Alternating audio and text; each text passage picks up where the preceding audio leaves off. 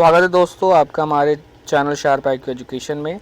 MA political science की चौथी किताब तुलनात्मक राजनीति को हम लोग पढ़ रहे थे। इसके अंतर्गत चैप्टर 1, 2, 3, 4, 6 और 7 हम लोगों ने कंप्लीट कर लिया था। अगर आपने ना देखा हो तो लिंक डिस्क्रिप्शन दे रखा है, वहाँ जाके देख सकते हैं। आज हम लोग को शुरू करना है चैप्टर 11 राष्ट्रवाद विभिन्न दृष्टिकोण। तो चलिए शुरू करते हैं। आप हमारे लेक्चर का PDF टेलीग्राम चैनल पर पा सकते हैं, जिसका लिंक डिस्क्रिप्शन में दे रखा है। आप हमारे साथ इंस्टाग्राम पर भी जुड़ सकते हैं। यहाँ पर मैं डेली करंट अफेयर के पोस्ट अपडेट करता रहता हूँ और आप अपनी क्वेरीज में मुझसे यहाँ पर पूछ सकते हैं। अगर आप नए हैं तो प्लीज़ मेरा चैनल जरूर सब्सक्राइब करें ताकि हर वीडियोज़ की नोटिफिकेशन आप तक जल्द से जल्द पहुँच सके। राष्ट्रवाद का अर्थ उस भावना से होता है जो अपने देश के प्रति प्रेम को जागृत करता है।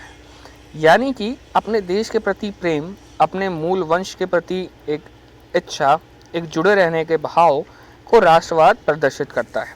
आइए इसके अंतर्गत समझते हैं कि क्या क्या अवधारणाएं दी गई हैं। राष्ट्रवाद एक भावना है जिसका संबंध मातृभूमि की एक साझी भाषा, आदर्श मूल्य और ऐतिहासिक परंपराओं, मान्यताओं व रीति रिवाजों से है। यानी कि राष्ट्रवाद एक भावना है। राष्ट्रवाद क्या है? एक तरह की भावना है जिसका जो संबंध होता है मातृभूमि से होता है, भाषा से होता है, आदर्श मूल्यों से होता है, या फिर ऐतिहासिक परंपराओं से होता है, मान्यताओं और रीति रिवाजों से होता है। अब इसके अंतर्गत विभिन्न दृष्टिकोण हैं, आइए इसको समझ लेते हैं। विस्तारवादी दृष्टिकोण क्या कहता है?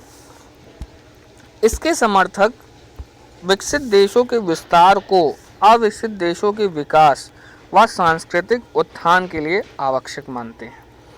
इसके समर्थक, विस्तारवादी दृष्टिकोण के जो समर्थक है वो विकसित देशों के विस्तार को अविकसित देशों के विकास व सांस्कृतिक उत्थान के लिए आवश्यक मानते हैं। यानी कि जो देश विकसित हैं इनका विस्तार होना उचित है ताकि अविकसित देशों का उत्थान हो सके। आइए समझते हैं मार्क्सवादी दृष्टिकोण क्या कहता है। सर्वहारा वर्ग और मजदूरों का कोई राष्ट्र या देश नहीं होता है, अतः सर्वहारा वर्ग के हित में राज्य की समाप्ति आवश्यक होती है। मार्क्सवादी दृष्टिकोण का मानना है कि सर्वहारा वर्ग और मजदूरों का इतना शोषण होता है कि इस कारण इनका कोई राष्ट्र या देश नहीं होता है, अतः जो सर्वहारा वर्ग के हित में राज्य की समाप्ति आवश्यक होती है, यह मानना है मार्क्सवाद का।